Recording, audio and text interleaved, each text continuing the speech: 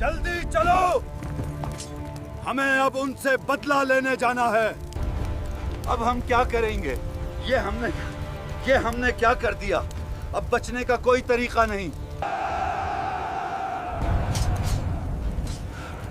मोहम्मद के सिपाहियों ने हमें चारों तरफ से घेरे में ले लिया है। बिस्मिल्लाहिर्रहमानिर्रहीम। मोहतरम नाज़रीन, अस्सलामु अलैकुम। पिछली वीडियो में मैदान खंदक से कुफार मक्का के फरार का वाक़या बयान हुआ था। आज की वीडियो में हम बताएंगे कि यहूदियों के तीसरे कबीले बनु कुरैज़ा ने जब मुसलमानों से मुआहिदा तोड़ते हुए जंग खंदक में कुफार मक्का का साथ दिया तो पैगम्बर इस्लाम ने उनको इस बगावत की क्या सज़ा दी। कुफार मक्का के फरार इख्तियार कर जाने के बाद जब तमाम मुसलमान मदीने पहुंचकर अपने अपने घरों में चले गए और पैगम्बर इस्लाम अपनी बेटी फातिमा तो ज़हरा सलामुल्लाहि अलैहा के घर पहुँचे, दरवाजे पे आकर दस्तक दी। बेटी ने बाप का इस्तकबाल किया। तकरीबन 21 दिन पैगम्बर इस्लाम के खंदक के मैदान में गुजरे हैं, चुनाचे गद्दो गुबार बहुत ज़्यादा है। गुस्ल के लिए जनाब फातिमा पानी लेके आती हैं और साफ लिबास निकालती हैं। अब यहाँ पे दो रिवायतें हैं। एक ये है कि पैगम्बर इस्लाम ने गुस्ल करके ये साफ लिबास पहन लिया और ऐन उस वक्त देखा कि जिब्राईल अमीन अलैहिस्सलाम खाना फातिमा तो ज़हरा के सामने उस मुकाम पे खड़े हैं जहाँ आज मदीने का बाबे जिब्राईल है। पैगम्बर इस्लाम के रोज़ा मुबारक के चारों तरफ मस्जिद नबवी है और उसके बेशुमार दरवाजे हैं, लेकिन उलमा कहते हैं कि इनमें से बाब जिब्राईल में से मस्जिद में दाखिल होने का सवाब सबसे ज़्यादा है और वो दरवाज़ा ठीक फातिमा ज़हरा के हुजरे के सामने है। बाब जिब्राईल के मुकाम पे जिब्राईल खड़े हैं और इस हालत में खड़े हैं कि पूरा असलहा पहना हुआ है। अगरचे फरिश्ते असलहे के मुहताज नहीं होते हैं, लेकिन चूंकि आज जो पैगाम देना है उसमें असलहे का जिक्र आने वाला है, इसलिए पूरा असलहा पहना हुआ है। यानी कमर में तलवार भी है, ढाल भी है, तीर कमान भी हाथ में है और ज़िरा बख्तर भी पहनी हुई है।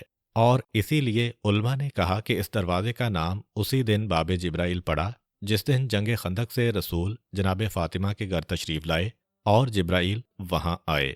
एक ये रिवायत है और दूसरी रिवायत ये है कि अभी बेटी ने लाके पानी रखा कि बाबा गुस्ल की तैयारी कीजिए, मगर अभी गुस्ल नहीं किया था कि ऐन उस वक्त जिब्राईल आ गए। खैर, पहली रिवायत सही हो या दूसरी, खुलासा ये कि जिब्राईल अलैहिस्सलाम ने पैगम्बर इस्लाम सल्लल्लाहु अलैहि वसल्लम को देखा, कहा अल्लाह के रसूल आपने हथियार उतार दिए हैं? पैगम्बर ने कहा हाँ, लेकिन तुमने अब तक हथियार क्यों पहने हुए हैं?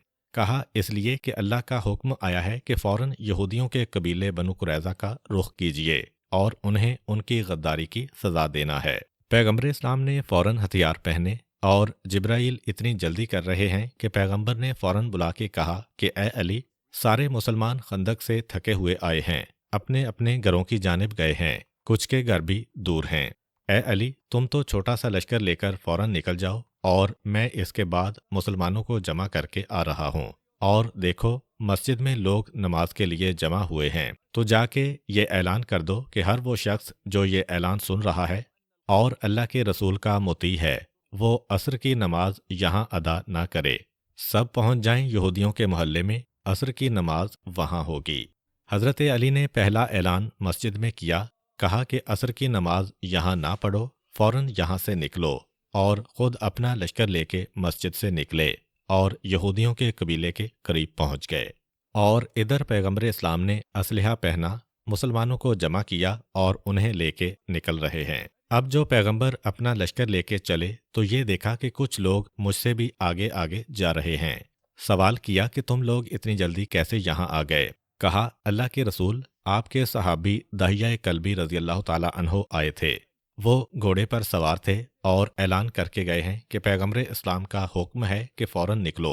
हम उनका ऐलान सुन के घर से बाहर आए हैं। पैगम्बर इस्लाम ने मुस्कुरा के कहा कि वो दहिया कल्बी नहीं थे, वो जिब्राईल अमीन थे। जिब्राईल जब इंसानी शक्ल में आते थे तो वो पैगम्बर इस्लाम के सहाबी दहिया कल्बी की शक्ल बनाते थे। खैर, वो पीछे चले और ये सारा लश्कर चला। बनु कुरैज़ा को चारों तरफ से जाके घेरे में ले लिया गया। शुरू में तो वो बड़ी तैयारी के साथ अकड़े हुए बैठे थे, उन्होंने इसका कोई ख्याल ही ना किया, मगर जब 5-6 दिन गुजर गए اب ذرا پریشان ہوئے اور سوچنے لگے کہ ہم نے تو مسلمانوں کا مقابلہ کرنے کی غلطی کر ڈالی ہے، اب اس کا انجام کیا ہوگا؟ آپس میں مشورہ کیا تو کسی نے کہا کہ مسلمانوں میں ہمارا ایک پرانا دوست ہے، کیونکہ 5 سال ہوئے ہیں مدینے میں اسلام کو آئے ہوئے۔ 5 سال پہلے مدینے میں کیا تھا کہ یہی جو مدینے کے مسلمان ہیں یہ یہودیوں کے پرانے دوست تھے۔ کہا کہ مسلمانوں میں ہمارا ایک خاص دوست ہے جس کا نام ہے ابو لبابہ۔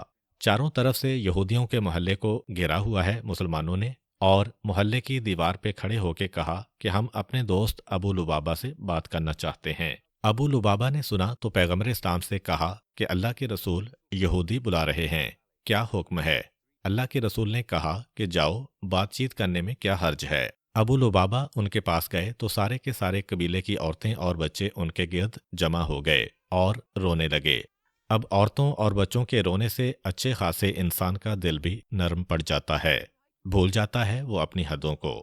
ابو لبابہ گھبرا گئے اور پھر ایک مرتبہ قبیلے کے بزرگوں نے ابو لبابہ کو اپنی جانب بلایا اور کہا کہ اے ابو لبابہ، ہم تو مصیبت میں پھنس گئے ہیں، ہمیں نہیں معلوم تھا کہ تمہارا رسول اس معاملے میں اتنی سختی کرے گا کہ وہ ہمارے پورے قبیلے کو گھیر کے بیٹھ جائے گا۔ اب ہم کیا کریں؟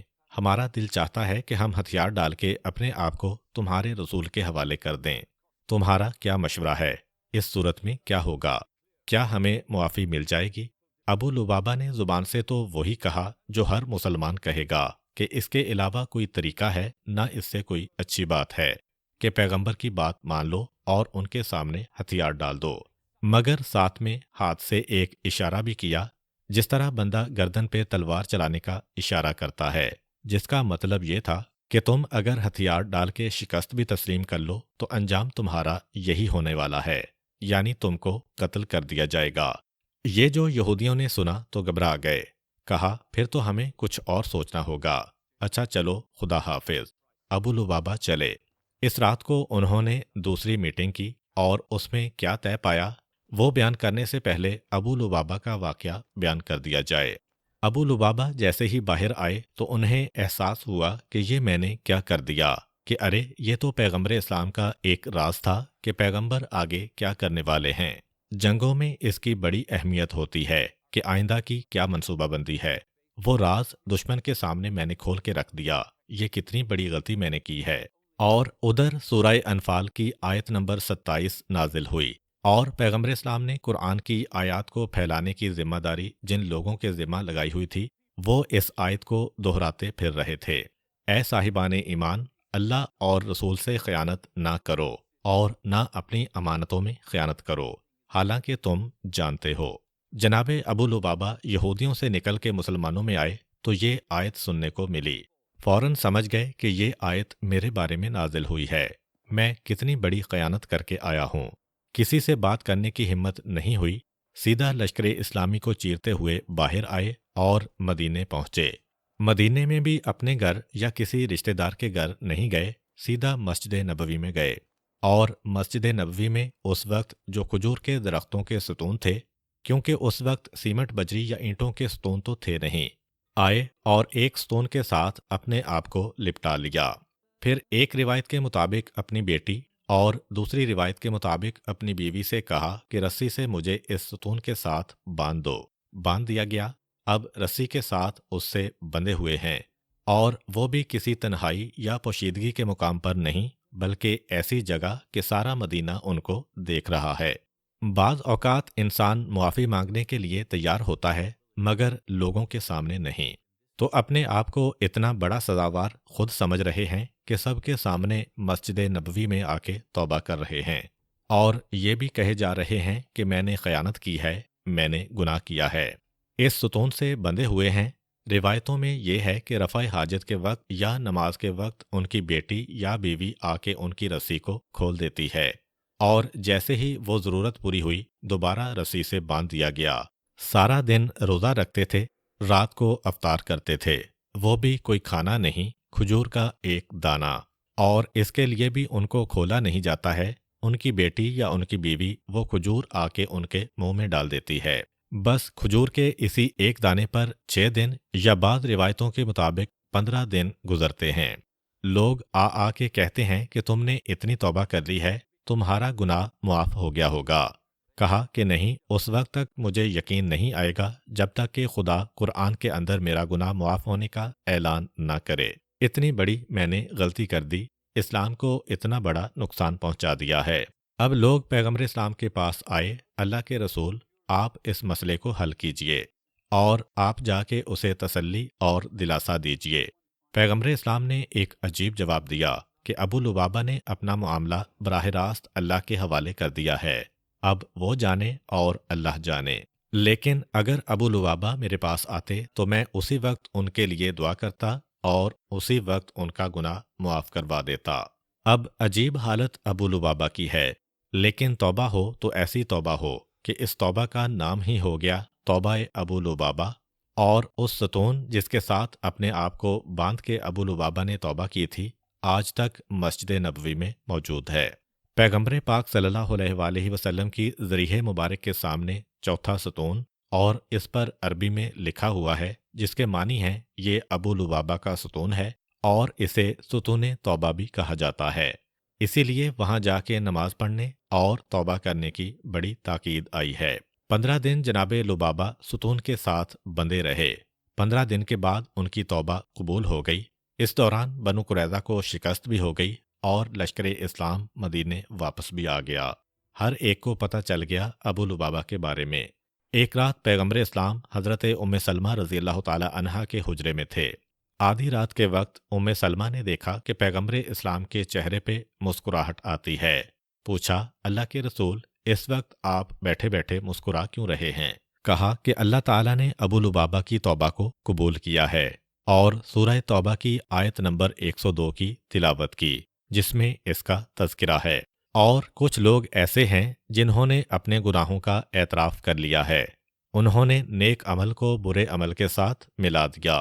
करीब है कि अल्लाह उनकी तौबा कबूल फरमा ले। बेशक अल्लाह बहुत बख्शने वाला निहायत मेहरबान है। पैगम्बर इस्लाम फरमाते हैं, अभी अभी कुरान की ये आयत नाजिल हुई है। हज़रत उम्मे सलमा फरमाती हैं कि अल्लाह के रसूल, क्या मुझे इजाज़त है कि मैं बेचारे अबू लुबाबा को ये खुशखबरी सुनाऊं? पैगम्बर ने कहा, जाओ उम्मे सलमा। जनाबे उम्मे सलमा हुजरे के दरवाजे के करीब आईं, दरवाज़ा खोला। पैगम्बर इस्लाम की बीवियों के मकानात के दरवाजे मस्जिद नबवी में खुलते थे। मस्जिद में लोग हैं, रात के वक्त इबादत कर रहे हैं। जैसे ही हुजरा उम्मे सलमा के दरवाजे के खुलने की आवाज़ आई, सबकी तवज्जो उधर हो गई। जो लोग मस्जिद नबवी की ज़ियारत कर चुके हैं उन्हें पता है कि अबू लुबाबा का सुतून बिल्कुल हज़रत उम्मे सलमा रज़ी अल्लाह ताला अन्हा के हुजरे के सामने पड़ता है। दरवाज़ा खोला और कहा कि ए अबू लुबाबा, मुबारक हो, खुदा ने तुम्हारी तौबा कबूल कर ली है और कुरान में तुम्हारे बारे में आयत आ गई है। बस इतना सुनना था। सारी मस्जिद 15 दिन से अबू लुबाबा को देख रही है। हर एक को रहम आ रहा है। वो दौड़ के आगे बढ़े और चाहा कि जल्दी से अबू लुबाबा की रस्सी को खोलें ताकि वो इस रहमत से बाहर आएं। अबू लुबाबा ने पुकार के कहा कि कोई मेरे करीब ना आए और मेरी रस्सी को ना खोले। क्या बात है अबू लुबाबा, तुम्हारी तौबा कबूल हो गई है, कुरान में तुम्हारे बारे में आयत आ गई है। कहा कि नहीं, उस वक्त तक मुझे चैन नहीं आएगा जब तक कि अल्लाह के रसूल अपने हाथों से आके मेरी रस्सी ना खोलें। अब एक तरीका तो ये था कि उसी वक्त पैगम्बर इस्लाम को बुला लिया जाता, लेकिन ये भी एहतराम रिसालत के खिलाफ है। पैगम्बर इस्लाम जनाब उम्मे सलमा के हुजरे में मसरूफ़ इबादत हैं। सुबह की नमाज का वक्त आया, पैगम्बर इस्लाम हुजरे से बाहर आते हैं। देखा कि लोग बेचैन होके टहल रहे हैं। कहा, क्या बात है? कहा, अल्लाह के रसूल, हमें अबू लुबाबा पे रहम आ रहा है, मगर वो ये कहते हैं कि रसूल मेरी रस्सी खोलें तो मैं आज़ाद होने को तैयार हूँ। पैगम्बर इस्लाम मुस्कुराते हुए आगे बढ़े और अपने हाथों से उस रस्सी को खोला, अबू लुबाबा को रिहा किया और कहा कि ए अबू लुबाबा, तेरी खुशकिस्मती के लिए ये काफ़ी है कि खुदा ने तुझे इस तरह से मुआफ़ कर दिया है कि अब तुम्हारी हालत उस बच्चे की सी है जो अभी अभी अपनी माँ के पेट से पैदा हुआ है। पैगम्बर इस्लाम ने अपने हाथों से हज़रत अबू लुबाबा रज़ी अल्लाह ताला अन्हो की रस्सी को खोला और उन्हें आज़ाद किया। अबू लुबाबा तड़प के कहते हैं कि अल्लाह के रसूल, अगर इजाज़त हो तो इस शुक्राने में मैं अपनी सारी दौलत दे दूँ। नेकी का काम करना चाह रहे हैं, लेकिन पता है कि नेकी का काम भी अपनी अक्ल से ना करो। پہلے پوچھ لو اللہ کے رسول سے کہ نیکی کا بہترین طریقہ کیا ہے۔ سارا مال راہ خدا میں دے رہے ہیں، مگر پہلے رسول سے پوچھا۔ پیغمبر اکرم صلی اللہ علیہ وآلہ وسلم نے کہا کہ نہیں، اللہ اس بات کو پسند نہیں کرتا کہ کوئی اتنی خیرات کرے کہ اس کے اپنے بچے بھوک سے مرنے لگیں۔ پھر کہا کہ اللہ کے رسول، 2/3 میں راہ خدا میں دے دیتا ہوں، 1/3 میں اپنے استعمال کے لیے رکھ لیتا ہوں۔ کہا کہ نہیں، یہ بھی اللہ کو پسند نہیں ہے۔ دیکھیں کہ راہ خدا میں خرچ کرنا کتنی افضل عبادت ہے، لیکن اس کی بھی حدود ہیں، کیونکہ اپنے بیوی بچوں کو زندگی کی سہولتیں مہیا کرنا مستحب صدقے سے زیادہ ثواب رکھتا ہے۔ یہ نہ ہو کہ آپ سارے معاشرے میں سخی مشہور ہوں، ہر ایک کی مدد کر رہے ہوں، لیکن بیوی بچے فاقہ کر رہے ہوں۔ پھر پوچھا کہ اللہ کے رسول، کیا میں 1/3 خرچ کر سکتا ہوں؟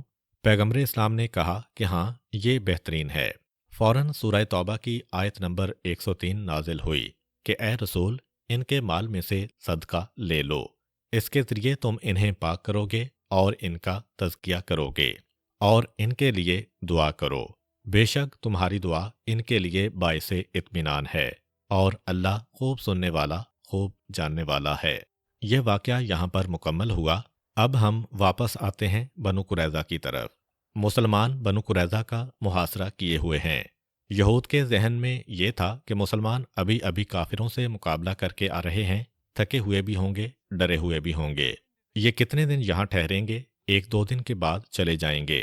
چنانچہ وہ اپنی اسی بے حیائی اور بے شرمی کے ساتھ ہیں۔ لیکن جب 6 یا 8 دن گزر گئے اور انہوں نے یہ دیکھا کہ لشکر اسلامی محاصرہ ختم نہیں کر رہا ہے، تو اب ذرا پریشان ہوئے۔ تو ان میں سے ایک یہودی قلعے میں سے نکل کے باہر آتا ہے اور اس زمانے کے دستور کے مطابق سفید جھنڈے کو لے کے، جو کہ ایک نشانی ہوتی ہے کہ ہم مذاکرات اور بات چیت کرنے کے لیے آ رہے ہیں، وہ باہر آتا ہے اور کہتا ہے کہ میں پیغمبر اسلام سے بات کرنا چاہتا ہوں۔ اسے پیغمبر اسلام کے خیمے تک پہنچایا گیا۔ یہاں پہ آپ کو یاد کرواتا چلوں کہ یہ تیسرا یہودی قبیلہ ہے۔ اس سے پہلے 2 یہودی قبیلے مدینے سے نکالے جا چکے ہیں۔ سب سے پہلا یہودی قبیلہ بنو قینقاع، چونکہ پہلی دفعہ مسلمانوں پہ سختی کر رہا تھا، اس لیے ان سے یہ کہا گیا کہ سب لوگ اپنا سارا مال و اسباب لے کے مدینے سے نکل جاؤ۔ دوسرے قبیلے نے ذرا زیادہ مسلمانوں پہ سختی کی تھی، اس لیے ان سے کہا گیا کہ تم لوگ خود تو جا سکتے ہو، لیکن اپنا مال و اسباب تمہیں یہاں چھوڑنا پڑے گا۔ اس سے پہلے 2 قبیلوں کو اس طرح نکالا گیا، ایک کو جان اور مال دونوں کی سلامتی کے ساتھ، ایک کے مال کو لے لیا گیا، جانوں کو بچا کے جانے کا حکم دیا گیا۔ اب یہ تیسرا قبیلہ ہے۔ اس کا آدمی آتا ہے اور کہتا ہے کہ اے مسلمانوں کے رسول، آپ نے اس سے پہلے 2 یہودی قبیلوں کو مدینے سے نکلنے کی اجازت دی تھی، ہمیں بھی اسی طرح سے مدینے سے نکلنے دیا جائے۔ پیغمبر اسلام نے کہا کہ نہیں، اس کا وقت گزر چکا ہے، تم لوگ بغیر کسی شرط کے ہتھیار ڈالو، پھر دیکھا جائے گا کہ کیا فیصلہ ہوگا۔ اس نے کہا کہ پھر ہمیں یہ قبول نہیں ہے۔ وہ واپس چلا گیا۔ پھر چند دن گزرے، زحمت و سختی پھر بڑھی۔ پھر وہ پیغمبر اسلام کے پاس آتا ہے اور کہتا ہے کہ مسلمانوں کے رسول، اب ہم اس پہ تیار ہیں کہ اپنا سارا مال چھوڑ دیں، لیکن ہمارے پورے قبیلے کو جانے دیا جائے۔ پیغمبر نے کہا اس کا بھی وقت نہیں رہا، غیر مشروط ہتھیار ڈالو، جس کے بعد تمہارے بارے میں فیصلہ کیا جائے گا۔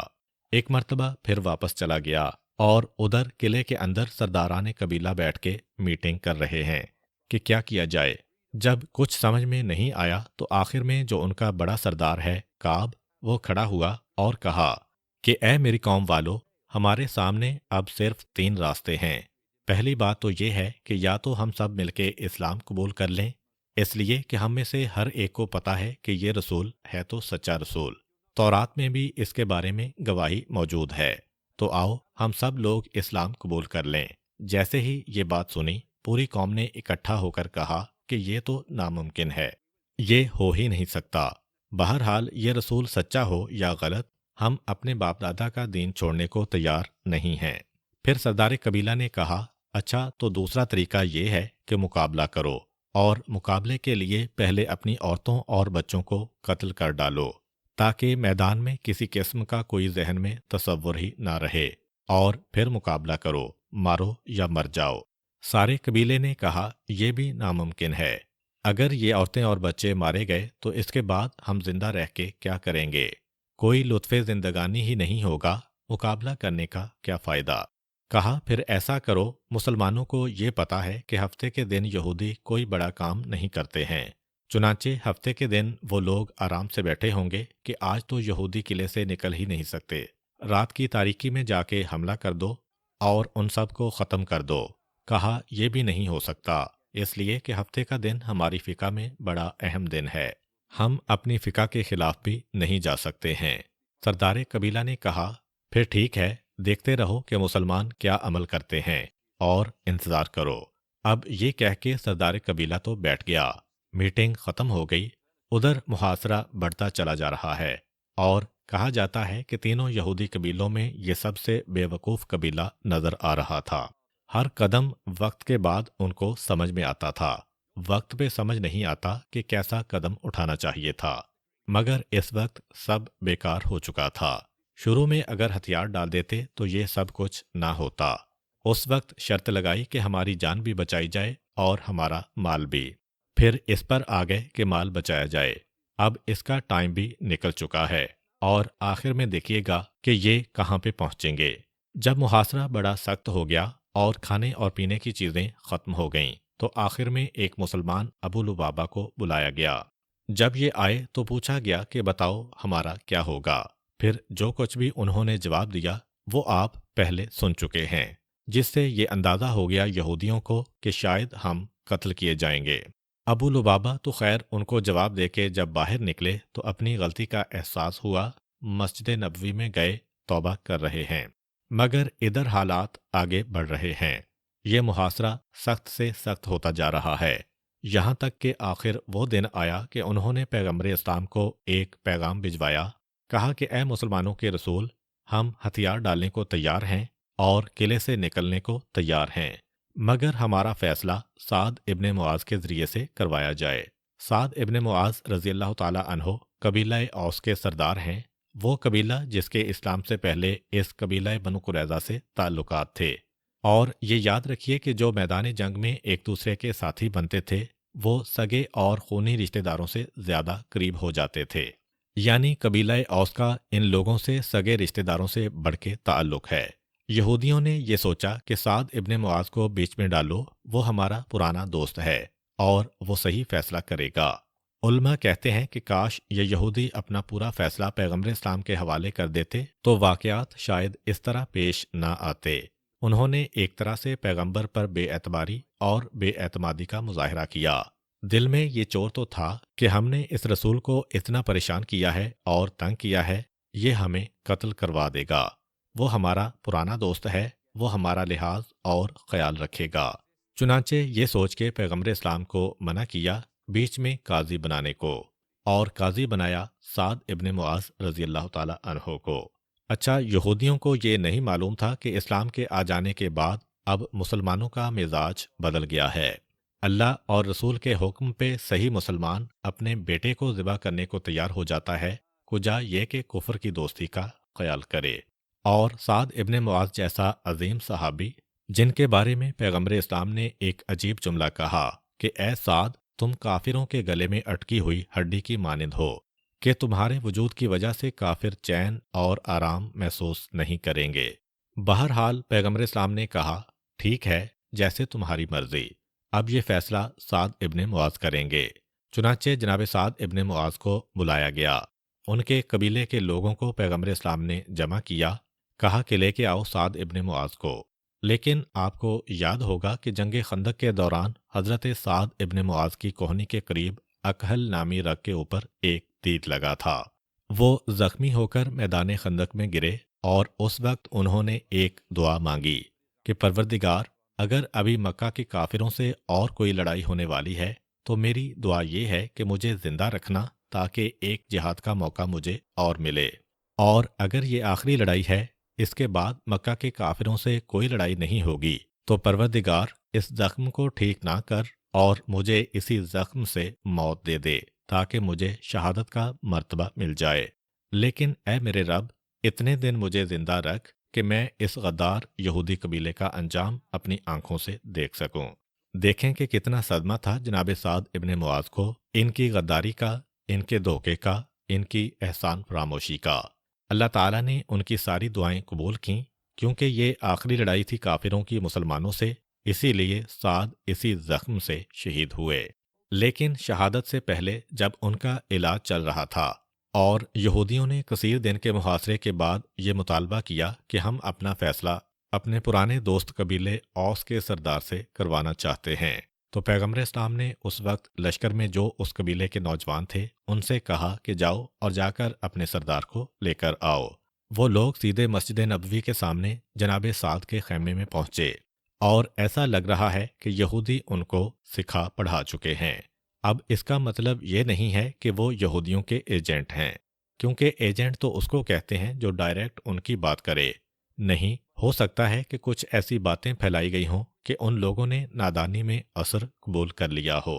چنانچہ جب یہ نوجوان اپنے قبیلے کے سردار سعد ابن معاذ کے پاس پہنچے اور ان کو خیمے سے اٹھا کر لے جانے والے ہیں، تو جناب سعد نے پوچھا کہ مجھے کہاں لے کر جا رہے ہو؟ کہا اللہ کے رسول نے بلایا ہے۔ پوچھا کیوں بلایا ہے؟ کہا اس لیے کہ یہودیوں نے یہ کہا ہے کہ ان کا فیصلہ آپ کریں۔ سعد ابن معاذ نے کہا کہ ٹھیک ہے، پھر مجھے لے چلو۔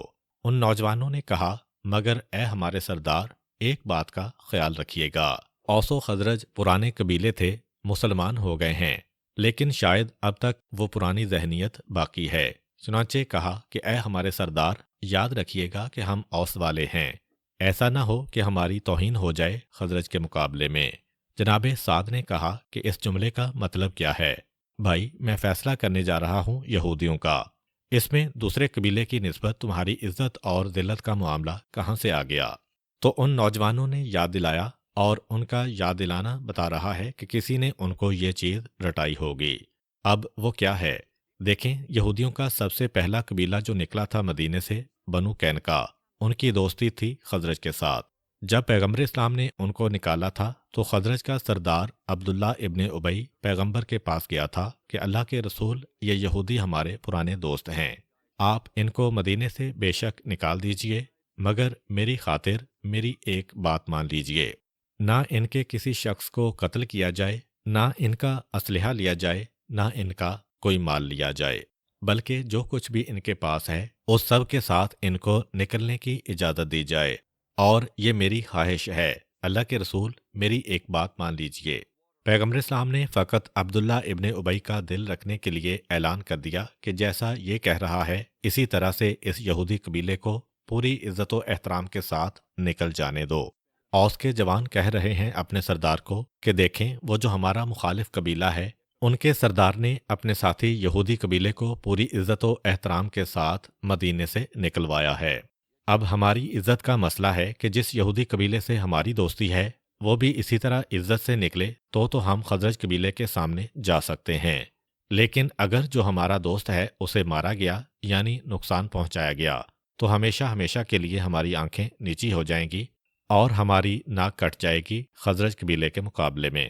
ان کے قبیلے کے سردار نے ان کی عزت کو رکھا ہے، آپ ہمارے سردار ہیں، آپ ہماری عزت رکھیے۔ جناب سعد ابن معاذ رضی اللہ تعالی عنہ نے کہا کہ میری ساری زندگی گزر گئی اور اب جو میں اپنی موت کو اپنی آنکھوں کے سامنے دیکھ رہا ہوں، اس وقت میں اللہ اور حق کے معاملے میں کسی کی سفارش قبول نہیں کروں گا۔ جو فیصلہ اللہ چاہتا ہے اور جو حق اور انصاف کا تقاضا ہے وہ کروں گا۔ بس اتنا سننا تھا، یہ نوجوان وہیں کھڑے ہو گئے۔ ایک نے کہا ہائے افسوس، ہماری قوم کی کتنی توہین ہو گئی۔ دوسرے نے کہا کہ افسوس، ہم پر کتنی بڑی مصیبت گزر گئی۔ جناب سعد ابن معاذ نے یہ سنا، کہا تم لوگ چلے جاؤ، میں تمہارے ساتھ جانے کو تیار نہیں ہوں، میں خود آ جاؤں گا۔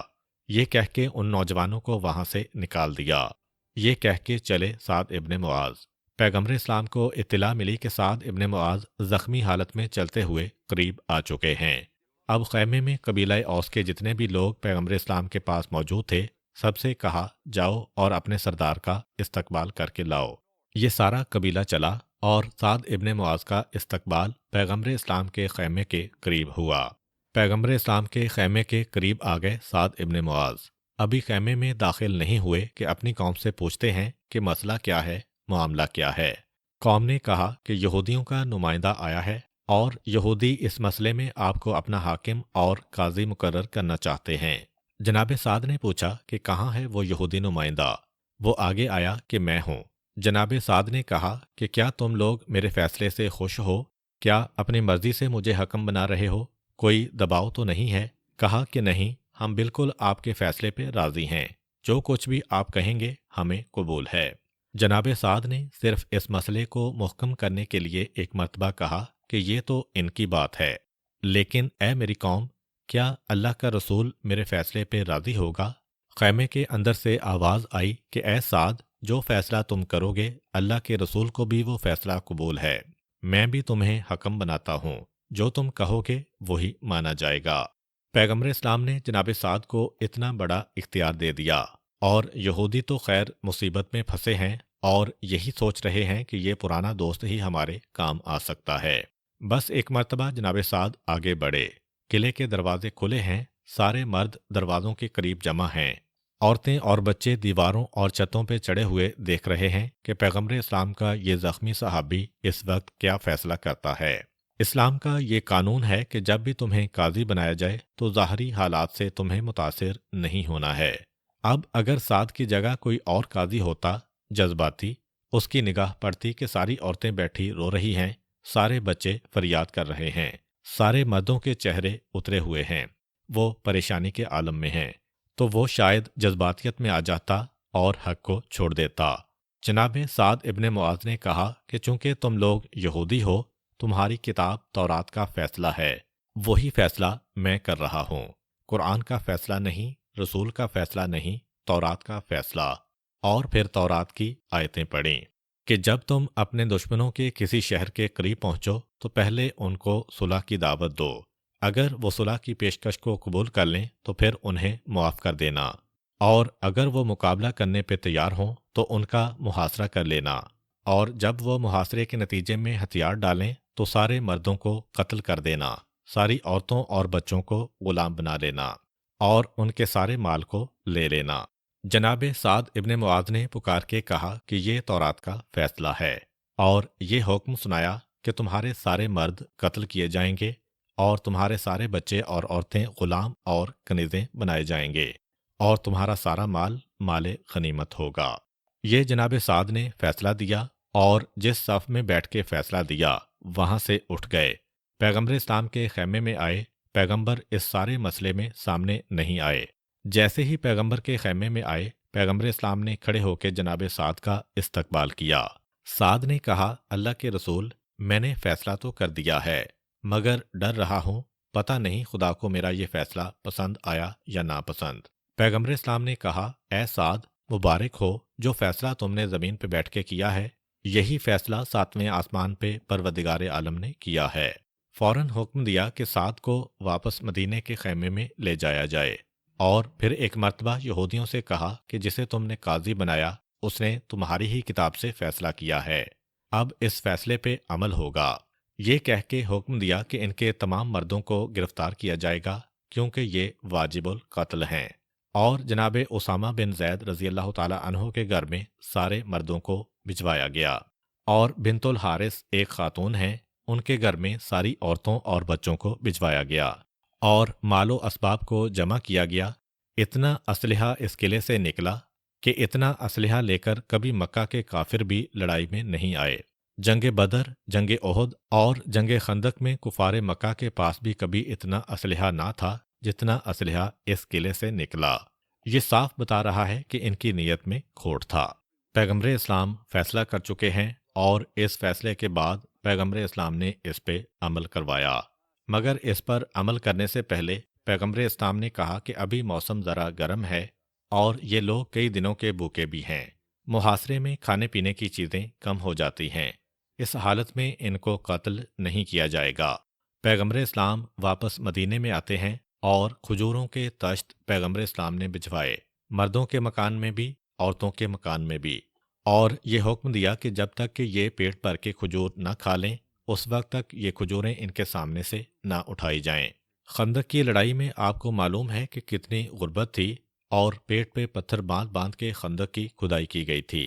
اس حالت میں بھی پیغمبر اسلام ان یہودیوں کو مسلمانوں پہ ترجیح دے رہے ہیں کہ کم از کم غذا کے معاملے میں پیٹ بھر کے ان کو کھلایا جائے۔ اس کے بعد اگلے دن یا بعض علماء کہتے ہیں کہ 3 دن کے بعد جب موسم ذرا ٹھنڈا ہوا تو پیغمبر اسلام مسجد سے باہر آئے اور جنت البقیع کے قریب یہودیوں کا ایک قبرستان ہے۔ پیغمبر اسلام نے اس قبرستان میں گڑھے کھدوانا شروع کیے اور پیغمبر اسلام حکم دیتے ہیں کہ ایک ایک یہودی مرد کو لایا جائے، وہی فیصلہ جو ہو چکا ہے وہی اس کے اوپر نافذ کیا جائے گا۔ اتنے میں اس قبیلے کے سردار کعب کو لایا گیا۔ پیغمبر اسلام نے کہا کہ اے کعب، باقی یہودی سرداروں کے معاملے میں تم تو سمجھدار ہو، پھر تم نے یہ کیا قدم اٹھایا؟ اور تو اور تم اپنے ہی اس شامی بزرگ کی بات کو بھول گئے جس نے تمہیں پیغام دیا تھا کہ اس نبی کا ساتھ دینا جو مکے میں پیدا ہوگا مدینے کی طرف ہجرت کرے گا، سوکھی روٹی اور کھجوریں اس کی خوراک ہوگی، مہر نبوت اس کے شانے پر ہوگی، اس کی آنکھوں میں سرخی ہوگی، تلوار لے کے جہاد کرے گا۔ تو ایک مرتبہ کعب کہتا ہے کہ تورات کی قسم، مجھے یقین کامل ہے کہ آپ سچے رسول ہیں، اور میں اپنی قوم کو پہلے بھی یہ بتا چکا ہوں۔ تو اگر مجھے اپنی قوم کے طعنوں کا ڈر نہ ہوتا کہ یہ لوگ کہیں گے کہ تلوار کے ڈر سے اس نے اسلام قبول کیا ہے، تو میں آپ کا کلمہ بھی پڑھتا، لیکن میری قوم کے طعنے مجھے مجبور کر رہے ہیں کہ میں یہودیت پہ زندہ رہا اور اسی پہ مرنا چاہتا ہوں۔ پھر حضرت علی کرم اللہ وجہہ آگے بڑھے اور تلوار سے اس کی گردن اڑا دی، اور پھر آخر میں حی بن اخطب کو لایا جاتا ہے جو تمام سرداران یہود میں سب سے زیادہ شریر اور مفسد ہے، اور اگرچہ اس کا قبیلہ خیبر میں رہتا ہے، پہلے مدینے میں رہتا تھا، پیغمبر نے نکال کے خیبر میں بھجوایا، مگر اسلام دشمنی میں اپنا قبیلہ چھوڑ کے اس قبیلے کے ساتھ ملا۔ ہاں اتنی بات ہے کہ اتنا اس نے اپنی زبان کا خیال رکھا کہ جب مصیبت میں یہ قبیلہ پھنس گیا تو اس کو چھوڑ کے نہیں بھاگا، اپنے آپ کو گرفتاری کے لیے پیش کیا۔ خیر، حی بن اخطب کو لایا گیا، حضرت علی آگے بڑھے۔ پیغمبر اسلام نے کہا کہ اے حی بن اخطب، تجھے کیا ہوا ہے کہ اتنی دشمنی اسلام؟ تو وہ کہتا ہے کہ میں نے آپ سے جتنی بھی دشمنی کی اس پر مجھے کوئی ندامت نہیں ہے، اور اگر میری زندگی ہوتی تو میں اس سے بھی زیادہ دشمنی کرتا، مگر کیا کروں، اللہ ہی میرے ساتھ نہیں ہے۔ اللہ جسے ذلیل کرنا چاہے وہ تو ذلیل ہو کر ہی رہتا ہے۔ اور اس کے بعد وہ کہتا ہے کہ اے قوم یہودیت، میں تمہیں بتا دیتا ہوں کہ جب بھی اس رسول کے سامنے آؤ گے تمہیں ذلیل ہونا پڑے گا، مگر کبھی اس کے سامنے سے بھاگنا نہیں، جب تک جان میں جان ہے تو مقابلہ کرنا۔ نفرت، دشمنی، بغض اور کینے کی ایک یہ کیفیت ہمارے سامنے آتی ہے۔ پھر اس نے دیکھا کہ مجھے قتل کرنے کون آ رہا ہے، دیکھا کہ علی آ رہے ہیں۔ ایک مرتبہ کہا کہ خدا کا شکر ہے کہ آپ جیسا شخص مجھے قتل کر رہا ہے۔ اس وقت حضرت علی نے ایک عجیب جملہ کہا کہ اے حی بن اخطب، یاد رکھو، نیک لوگ ہمیشہ برے لوگوں کو قتل کرتے ہیں، اور برے لوگ ہمیشہ نیک لوگوں کو قتل کیا کرتے ہیں، اور انتہائی بدبخت ہے وہ شخص جو کسی نیک کے ہاتھوں مارا جائے، اور انتہائی خوش قسمت ہے وہ جو کہ کسی برے کے ہاتھوں مارا جائے۔ یہ کہہ کے حضرت علی کی تلوار چلی۔ ایک مرتبہ حی نے کہا کہ ذرا ٹھہر جائیے، میری ایک خواہش ہے کہ میرا لباس نہ اتاریے۔ حضرت علی نے کہا کہ تیرے لباس کی اہمیت کیا ہے کہ میں اس کی طرف توجہ دوں؟ وہ اور ہوں گے جو مال غنیمت کے لالچ میں لوٹ مار کرتے ہیں۔ علی ان چیزوں کی جانب آنکھ اٹھا کے نہیں دیکھتا ہے۔ کہا کہ مجھے اطمینان ہو گیا کہ میرا لاشا عزت و احترام کے ساتھ رہے گا۔ حی بن اخطب بھی مارا گیا۔ یہ 2 سردار مرے، پھر ایک ایک کر کے باقی لوگ لائے جا رہے ہیں۔ 10 یا 12 آدمی مارے گئے، اور اتنی دیر میں سورج چڑھ آیا، گرمی بڑھ گئی۔ پیغمبر اسلام نے کہا کہ رک جاؤ، ان لوگوں پہ 2 سختیاں جمع نہ کرو۔ یہ تلوار کی سختی تو دیکھیں گے ہی، مگر یہ دھوپ اور گرمی کی سختی بھی 2 جمع نہ کرو۔ ٹھہر جاؤ، دن ٹھنڈا ہو جائے، پھر قتل کرنا، اور پھر جو لوگ بچیں کل صبح اور کل شام، لیکن خبردار، لو چلے، دھوپ تیز ہو، گرمی بڑھ جائے، ان لوگوں کو ہاتھ نہ لگانا۔ یہ کہہ کے پیغمبر اسلام نے ان کو واپس بھجوایا، اور پھر اسی طرح صبح و شام کر کے شاید 3 دن میں یا 5 دن میں یہ سب کے سب لوگ واصل جہنم ہوئے، اور ان کی تعداد 600 سے 700 تک بیان کی جاتی ہے۔ مردوں کو قتل کیا گیا، عورتوں اور بچوں کو چھوڑ دیا گیا۔ بعض علماء کہتے ہیں کہ ان کو کنیز بنایا گیا، بعض کہتے ہیں کہ ان کو بالکل ہی آزاد کر دیا گیا، لیکن ساری عورتوں میں سے صرف ایک عورت تھی کہ جسے مارا گیا، اور سارے مردوں میں صرف ایک مرد تھا کہ جسے آزاد کیا گیا، جو بہت ہی بوڑھا تھا۔ اسلام سے پہلے کسی جنگ میں اسی بوڑھے نے، جبکہ اس وقت یہ جوان ہوگا، ایک مسلمان جناب ثابت کی جان بچائی تھی جب وہ دشمن کے ہاتھوں مر رہے تھے۔ اب اس وقت جب یہ بوڑھا بھی گرفتار کر کے لایا گیا، اس نے جناب ثابت کو دیکھ لیا، کہا تمہیں یاد ہے آج سے پہلے ایک مرتبہ میں نے تمہاری جان بچائی تھی، کیا آج اس کے بدلے کا موقع نہیں آیا؟ بہرحال مومن کی پہچان ہے کہ احسان کا احترام کرتا ہے۔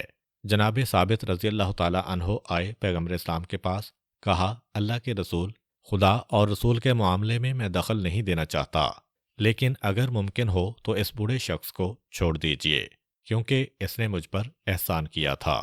پیغمبر اسلام صلی اللہ علیہ وآلہ وسلم نے کہا کہ ٹھیک ہے، تم اس کی سفارش لائے ہو، میں اس کو آزاد کرتا ہوں۔ جناب ثابت گئے، مسلمانوں کو بتایا اور اسے آزاد کروایا۔ پھر جب وہ باہر نکلے، کہا کہ اے ثابت، اتنا بتاؤ، ایک وہ آدمی جو بڑھاپے کی آخری منزلوں پہ ہے، بغیر کسی سہارے اور اس کے گھر والوں کے، اس کی کیا زندگی ہے؟ ثابت سمجھ گئے، آئے پیغمبر اسلام کے پاس، اللہ کے رسول بہت ہی ضعیف ہے، اس کو ساتھ چاہیے اپنی اولاد کا اور اپنی بیوی کا۔ کہا جاؤ اس کے بیوی بچوں کو بھی آزاد کر دو۔ ان کو بھی آزاد کیا گیا۔ اب ایک مرتبہ پھر جناب ثابت کے پاس جاتا ہے اور کہتا ہے کہ ایسا بوڑھا جس پر اس کے گھر والوں کا بوجھ بھی ہے، بغیر پیسے اور دولت کے آخر کس طرح اپنی زندگی گزارے گا؟ جناب ثابت سمجھ گئے، آئے پیغمبر کے پاس، کہا اللہ کے رسول، مال غنیمت میں سے اس کا مال بھی اس کو دے دیا جائے۔ پیغمبر اسلام نے کہا اس سے کہو کہ پہچان کے اپنا سارا مال لے جائے۔ اس کا سارا مال بھی اس کو دلوا دیا گیا۔ مال بھی ملا، اولاد بھی ملی، گھر والے بھی ملے، اپنی جان بھی بچی۔ چلا، چلتے چلتے ایک مرتبہ رک گیا، کہا کہ اے ثابت، ہمارا سردار کہاں ہے؟ میں ملنا چاہتا ہوں۔ کہا وہ تو کل قتل ہو گیا۔ کہا وہ دوسرا سردار حی بن اخطب کہاں ہے؟ وہ بھی مارا گیا۔ پھر 4-5 اور سرداروں کا نام لیا، بتایا گیا کہ وہ بھی مارے گئے۔ تو کہا کہ اے ثابت، ایک میری خواہش اور ہے، جاؤ اپنے رسول کے پاس اور اتنی سفارش کر دو کہ جب اتنے بڑے بڑے لوگ مارے گئے تو میں زندہ رہ کے کیا کروں گا، مجھے بھی مار دیا جائے۔ اب یہاں پہ 2 روایتیں ہیں، ایک یہ ہے کہ جناب ثابت کو اتنا غصہ آیا کہ اپنی تلوار ہی سے اس کا خاتمہ کر دیا، اور دوسری روایت یہ ہے کہ وہ پیغمبر اسلام کے پاس گئے تو پیغمبر نے کہا کہ بڑھاپے کی وجہ سے جو یہ کہہ رہا ہے اسے نظر انداز کرو اور اسے جانے دو۔ مردوں میں یہ ایک مرد تھا جس کی جان شاید بچ گئی، اور عورتوں میں ایک عورت تھی جسے مارا گیا۔ جب مسلمانوں نے پورے قبیلے کو گھیرے میں لیا ہوا تھا تو اس وقت یہ عورت قلعے کی دیوار پہ چڑھی اور چکی کا پارٹ اٹھا کے اس طرح نشانہ لے کے نیچے پھینکا کہ ایک مسلمان کے سر پہ لگا، اور وہ مسلمان وہیں پہ شہید ہو گیا۔ پیغمبر اسلام نے اس وقت تو کوئی ایکشن نہیں لیا، یعنی ایک دم سے حملہ نہیں کیا، قلعہ نہیں توڑا، لیکن جب یہ سب گرفتار ہو گئے تو اب شرعی مسئلہ ہے کہ قاتل کو معاف نہیں کیا جا سکتا سوائے اس کے کہ مقتول کے وارث معاف کریں، اور مقتول کے وارث راضی نہیں ہیں، تو اس عورت کے قتل کا حکم ہو چکا ہے، اس لیے اس ایک عورت کو قتل کیا گیا۔ خیر، سارے مردوں کو قتل کرنے کے بعد مال غنیمت تقسیم کیا گیا، اور خمس نکالنے کے بعد مال غنیمت اس طرح سے تقسیم کیا گیا کہ جو پیدل تھے ان کو 1 حصہ ملا، جو سوار تھے ان کو 3 حصے ملے۔ خمس خود نکالا پیغمبر اسلام نے، اور خمس دے کر اپنے صحابی سعید ابن زید انصاری رضی اللہ تعالی عنہ کو نجد کے علاقے میں بھیجا کہ جا کے اس سے اسلحہ لے کے آؤ، کیونکہ اب اسلامی سلطنت کو اپنے دفاع کے لیے بہترین اسلحہ چاہیے۔ محترم ناظرین، آج کے لیے اتنا ہی، انشاءاللہ اگلی ویڈیو میں ایک نئے موضوع کے ساتھ حاضر ہوں گے۔ تب تک کے لیے اجازت دیجیے، اللہ حافظ۔